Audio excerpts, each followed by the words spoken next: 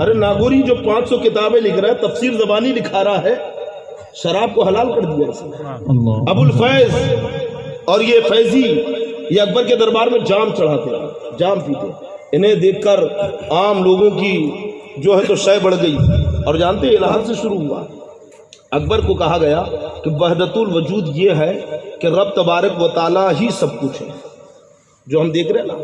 حضرت مجدد الفسانی کہتے ہیں کہ بظاہر حضرت محی الدین ابن عربی رحمۃ اللہ علیہ کی کتابیں خصوص الحکم بالخصوص، اس میں جو عبارتیں وحدت الوجود کے تعلق سے موجود ہیں تو وہ الہات اور گمراہی کی طرف بظاہر جاتی ہے، لیکن حقیقت وہ نہیں ہے، اس لیے کیونکہ محی الدین ابن عربی نے وہ لکھا جو دیکھا۔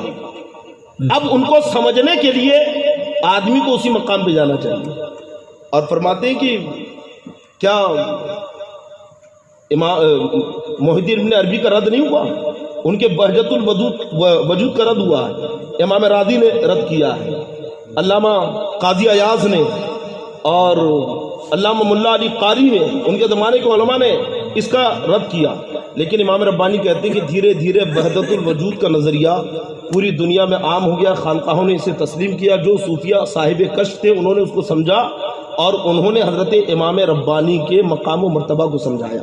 یہ بات بڑی گہری اور تھوڑا سا میں سمجھتا ہوں کہ سر کے اوپر سے جاری ہوگی، لیکن سمجھنے کی کوشش کریں، ہو سکتا ہے پہلی بار آپ کے گوشے گزار ہوں، سمجھ رہے ہیں، اور کیوں نہ ہو، اور سب تعجب کریں گے جو بھی میں بیان کروں گا، لیکن یہ سب ظاہری باتیں اور ہم اس کو سمجھ نہیں سکتے، لیکن جیسا کہ آیا ہے میں اس کی وضاحت امام ربانی کے قول سے کر دوں گا، سمجھ رہے ہیں۔ حضرت محی الدین ابن عربی نے جو کہا ہے رب تبارک و تعالیٰ کا ہی سب جلوہ ہے، آپ میں یہ سب اللہ ہے، سب اسی کا جلوہ ہے، سمجھ رہے ہیں، اس کے سوا کچھ نہیں ہے۔ یہ نظریہ انہوں نے قائم کیا وحدت الوجود کا کہ جدھر نگاہ جاتی ہے، جہاں جاتا ہے بس سب اللہ ہے، اور جو جیسی عبادت کرتا ہے وہ اللہ کے طریقے سے ہے۔ تو ظاہر بین نے یہ مراد لے لیا کہ اگر بت کی بھی عبادت کی جائے تو معاذ اللہ وہ خدا ہی کی عبادت ہے، سبحان اللہ، بت خانوں میں بھی خدا ہے، یہ بظاہر پتھر ہے لیکن حقیقت میں اللہ ہے۔ یہ نظریے اس زمانے کے جاہل صوفیوں نے قائم کر دیے۔ اب امام ربانی کہتے ہیں کہ اگر محی الدین ابن عربی کے وحدت الوجود کے نظریے کو اس ترازو پہ تولا جائے تو یقیناً الہات و گمراہ کی ہے، اس لیے کیونکہ پھر عذاب و ثواب کس پر ہوگا جب سبھی خدا کے ہے نا، جو نظر آ رہا ہے سب اللہ ہی کے جلوے ہیں، یعنی اللہ نے اپنے اظہار کے لیے، اور جب اللہ نے چاہا کہ خود اپنا اظہار کرے یا اپنی ذات کو دیکھے تو اس نے یہ جلوے بنا دیے، یہ زمین، یہ آسمان، یہ سیارے، یہ چاند، یہ سورج، یہ سب اللہ کے جلوے۔ اگر امام ربانی کہتے ہیں کہ اس کی یہی تعبیر کر دی جائے تو پھر ثواب کس سے ہوگا، جنت کیوں ہے، حشر کیوں ہے، عبادت کس کے لیے ہے؟ جب سبھی خدا ہو جائے تو عبادت کس کی؟ یہی نظریہ قائم کر کے صوفیوں نے کہا کہ نماز ضروری نہیں ہے، عبادت ضروری نہیں ہے، اور پھر امام ربانی کہتے ہیں کہ یہ تو دیکھو کہ جنہوں نے یہ نظریہ جو بظاہر یہ معلوم ہوتا ہے قائم کیا ہے، انہوں نے تو کبھی نماز نہیں چھوڑی، ان کا قول کچھ ہے تو فعل کچھ ہے۔ آدمی کا یہ ہو سکتا ہے کہ آدمی باتیں ایمان کی کرے، سمجھ رہے ہیں، باتیں ایمان کی کرے لیکن عمل ملحدوں کے کرے، کافروں کے کرے، ممکن نہیں کہ نہیں؟ آدمی باتیں ایمان کی کرتا ہے لیکن عمل کافروں کے کرتا ہے، گمراہوں کے کرتا ہے، یہ ہوتا ہے، لیکن آدمی باتیں گمراہوں کی کرے اور عمل ایمان والوں سے کرے، یہ نہیں ہو سکتا۔ امام ربانی فرماتے ہیں آدمی باتیں تو ملحدوں کی کرے، کافروں کی کرے، کفر کی طرح، اور لیکن کام ایمان والوں کے کرے، یہ ممکن ہی نہیں ہے۔ تو فرماتے ہیں کہ حضرت محی الدین ابن عربی پر تم الزام دے ہی نہیں سکتے ہیں کیونکہ انہوں نے مشاہدہ کیا، اور پھر اس کے جواب میں وحدت الشہود کا نظریہ امام ربانی مجدد الفسانی نے قائم کیا، وحدت الشہود کا، اور پھر فرماتے ہیں کہ بظاہر محی الدین ابن عربی کا وحدت الوجود کا نظریہ یہ بتاتا ہے کہ سب وہی ہے،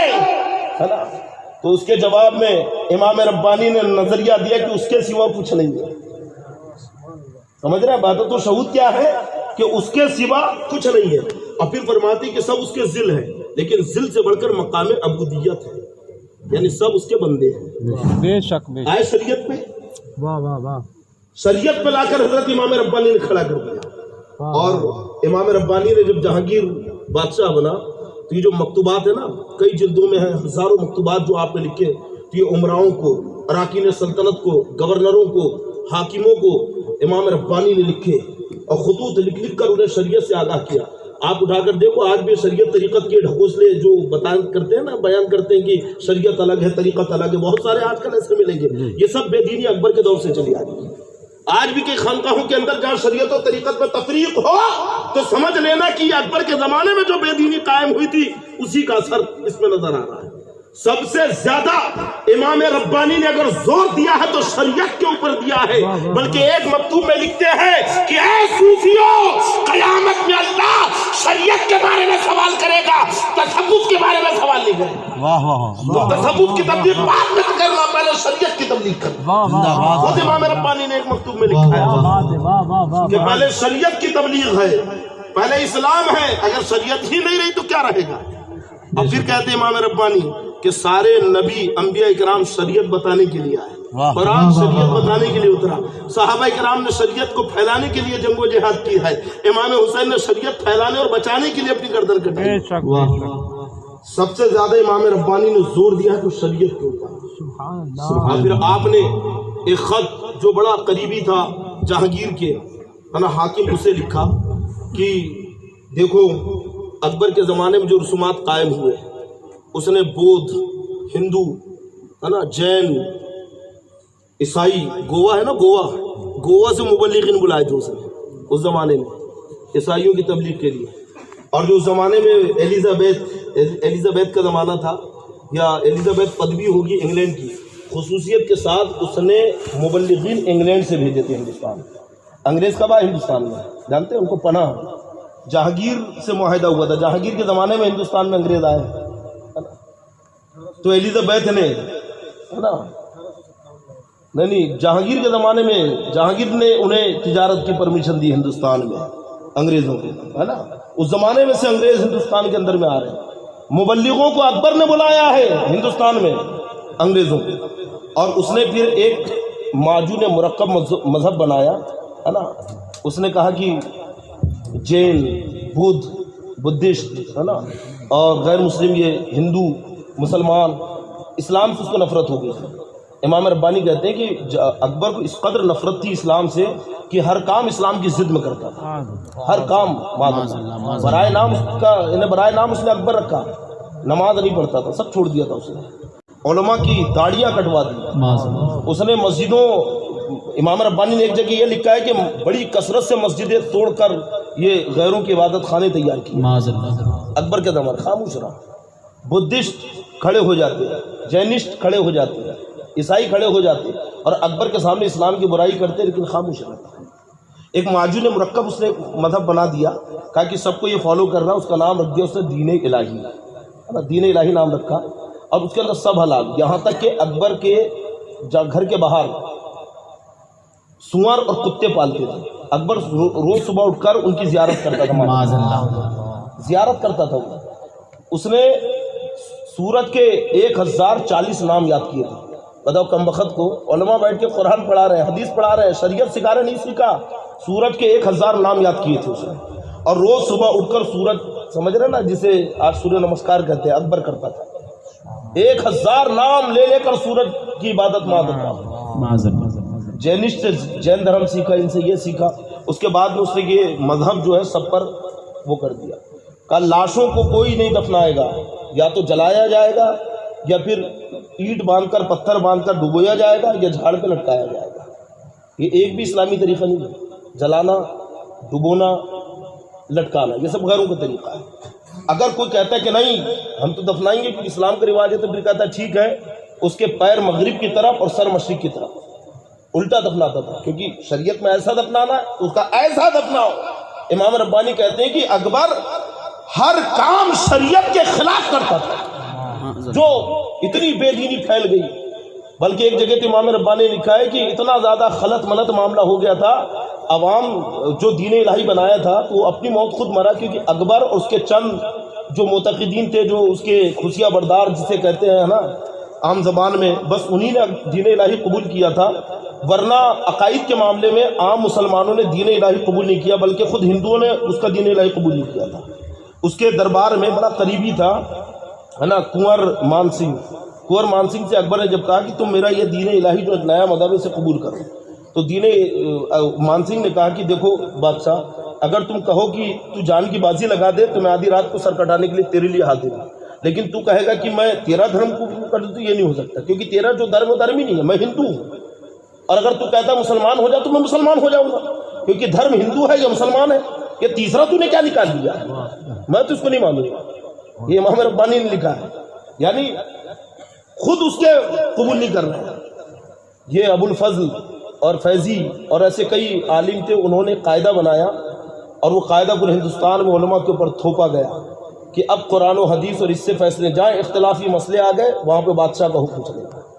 یعنی شرعی معاملات ہیں، جیسے اختلافی مسائل ہے نا، احناف ناف کے نیچے ہاتھ باندھتے ہیں، شوافے سینے کے اوپر ہاتھ باندھتے ہیں. بتاؤ جو انگوٹھا چھاپ ہے جسے حدیث پڑھنا نہیں آتا ہے وہ اب فیصلے کرے گا کہ کہاں ہاتھ باندھنا ہے کہاں نہیں باندھنا ہے، سجدہ کیسے کرنا ہے.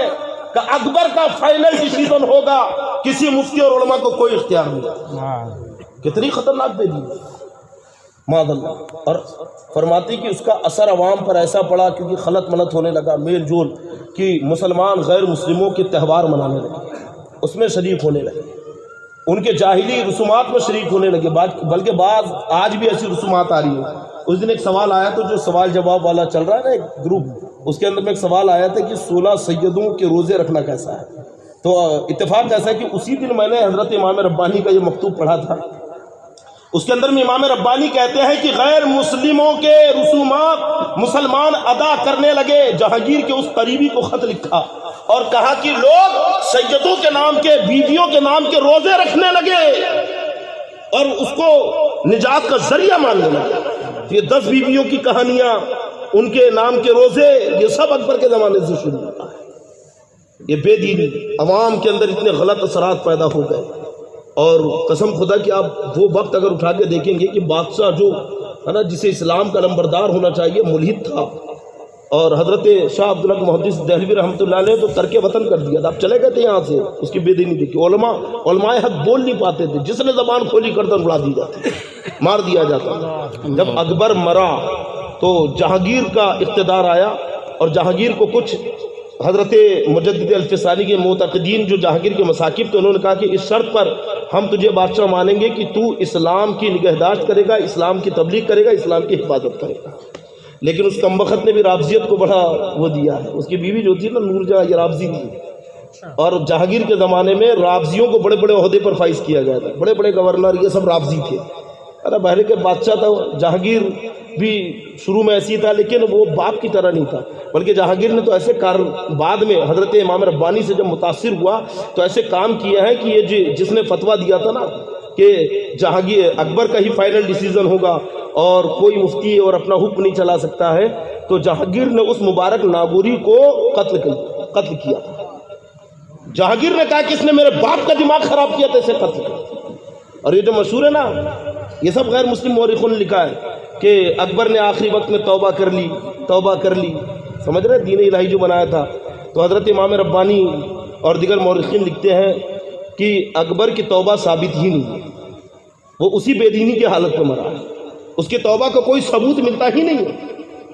بے دین تھا، اس نے اس زمانے میں دین کو نقصان پہنچایا ہے. مسجدوں میں تالے لگ گئے، نمازیں چھوڑی جانا عام، شراب پی جانے لگی، زنا عام ہو گیا، بڑے بڑے خرافات.